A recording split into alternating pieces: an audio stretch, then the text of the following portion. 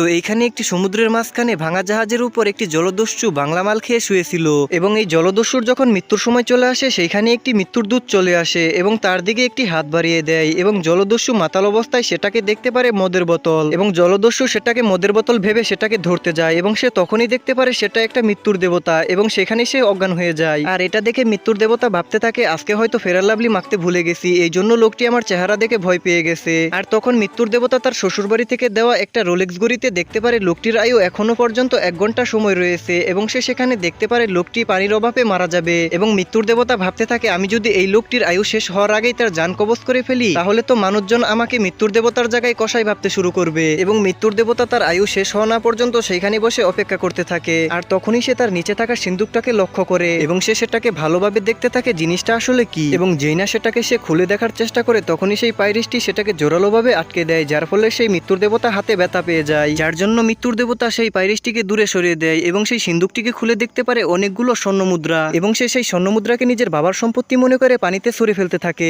আর সেই পাইরিশটি তার চুরি করার সম্পদকে পানির সাথে মিশে যেতে দেখতে থাকে, কিন্তু মৃত্যুর ফেরেশতা দেখতে পারে সে যে কয়েনগুলো ছুঁড়ে ফেলছে সেই কয়েনগুলো মাছেরা খেয়ে ফেলছে, এই জন্য তার মাথায় একটা দুষ্টু বুদ্ধি চলে আসে এবং সে কয়েনের সাথে একটি রশিকে বেঁধে দেয় এবং তা পানিতে ফেলে দেয় আর সাথে সাথে একটি বড় মাছ এসে সেটাকে গিলে ফেলে এবং সেই মাছটির এতটাই শক্তি ছিল যে যেন মনে হচ্ছিল সে হরলিক্স খেয়ে এসেছে এবং সেই মাছটি সেই মৃত্যুর দূতকে একদম লেটাপেটা অবস্থা করে দেয়, কিন্তু মৃত্যুর দূত নিজেকে সামলে পানির উপর দিয়ে স্কেটিং করতে থাকে। আর তখনই সেই মৃত্যুর দেবতা তার আলো সেলানোর সেই কাঁচিটা নেয় এবং সেটাকে সেই পাইরেসটির ভর্তিতে লাগায় এবং বোট সহ তাকে টানতে টানতে সামনের দিকে নিয়ে যেতে থাকে। আর তখনই মৃত্যুর দেবতা দেখতে পারে তাদের সামনে অনেক বড় একটা দ্বীপ আসতেছে, এই জন্য সেই রশ্মিটি সে ছেড়ে দেয়, যার ফলে সেই বোটটি সহ সেই দ্বীপে গিয়ে পড়ে যায় আর পাইরেসটি সোজা একটি বাড়ি গিয়ে পড়ে আর তার সাথে থাকা একটি কয়েন কাউন্টারে যায় আর সেখান থেকে তাকে একমক বাংলা দিয়ে দেয়। আর অন্যদিকে সেই মৃত্যুর দেবতার একদম ঝাঁকানাকা অবস্থা হয়ে যায়। আর আপনি কিন্তু সাবস্ক্রাইব করতে ভুলে গেছেন, দয়া করে সাবস্ক্রাইব করে দিন।